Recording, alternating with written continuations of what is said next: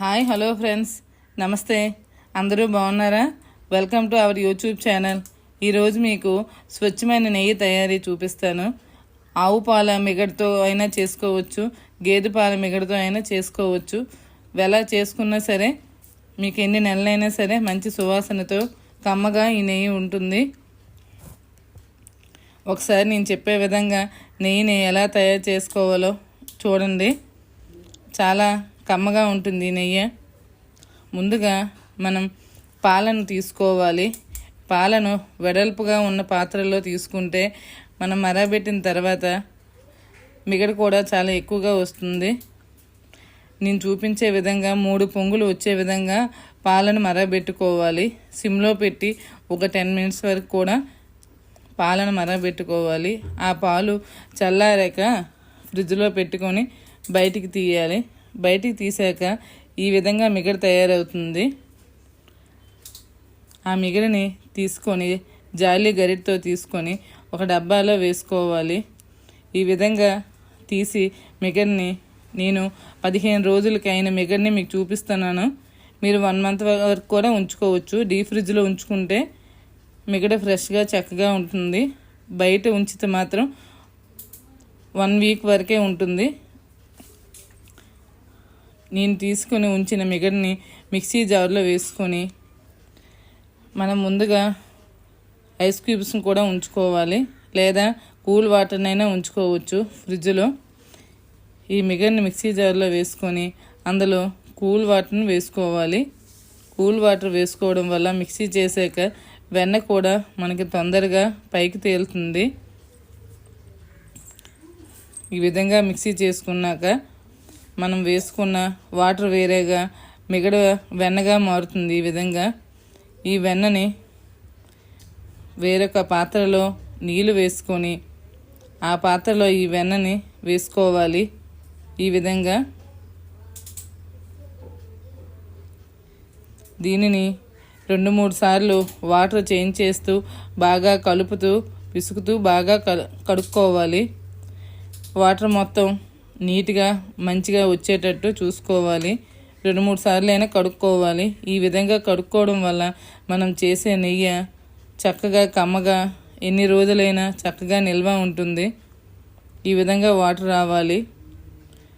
వచ్చాక ఒక కళాయిలో కానీ ఏదైనా మనం ఎందులో మరగబెట్టాలనుకుంటే అందులో తీసుకొని ఆ వెన్నని మొత్తాన్ని తీసుకొని బాగా స్టవ్ పైన పెట్టుకోవాలి.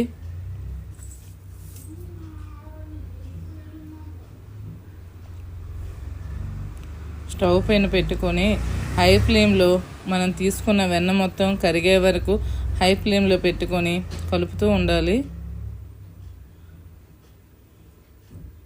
అడుగు పట్టకుండా కలుపుతూ ఉండాలి, లేకపోతే అడుగు పడుతుంది కాబట్టి కొంచెం కలుపుతూ ఉండాలి.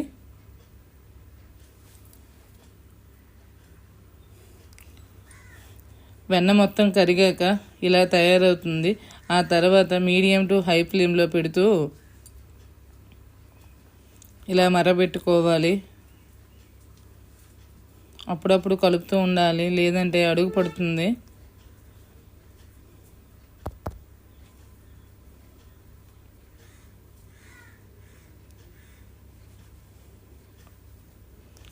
ఒక 5 to 10 మినిట్స్ అయ్యాక నెయ్యి ఇలా తయారవుతుంది. మధ్య మధ్యలో కలుపుతూ ఉండాలి. తర్వాత 15 మినిట్స్ అయ్యాక నెయ్యి ఇలా పైకి తేలుతూ ఉంటుంది.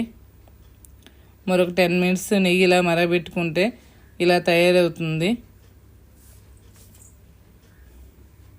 మనం అప్పుడప్పుడు కలుపుతూ ఉంటే అడుగు పట్టకుండా ఉంటుంది, లేదంటే అడుగు పడుతుంది. నెయ్యి స్మెల్ మారిపోతుంది అడుగు పడితే. ఇలా నెయ్యి మరిగాక లాస్ట్లో అందులో కొంచెం కరివేపాకు, ఒక 2 తమలపాకులు తీసుకొని అందులో వేయాలి.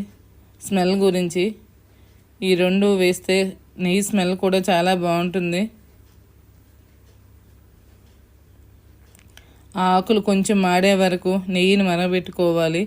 అప్పుడు ఆకుల్లో ఉండే స్మెల్ నెయ్యిలోకి వెళ్తుంది కాబట్టి ఆకులు కొంచెం మాడే వరకు నెయ్యిని సిమ్లో పెట్టి మరగబెట్టుకోవాలి. ఇలా మొత్తం ఆకులు మాడిపోయాయి కాబట్టి గ్యాస్ని ఆఫ్ చేసుకోవాలి.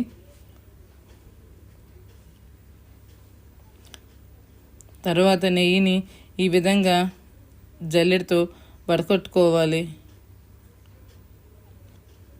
చూడండి, నెయ్యి అంత నీట్గా చక్కగా వచ్చింది.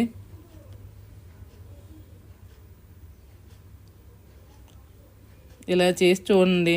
నెయ్యి చాలా కమ్మగా ఉంటుంది. ఎన్ని నెలలైనా మీకు నిల్వ ఉంటుంది. స్మెల్ కూడా చాలా బాగా వస్తుంది. వీడియో నచ్చితే లైక్, షేర్, సబ్స్క్రైబ్ చేయండి ప్లీజ్. బెల్ ఐకాన్ కూడా చేయండి. థ్యాంక్ యూ అండి.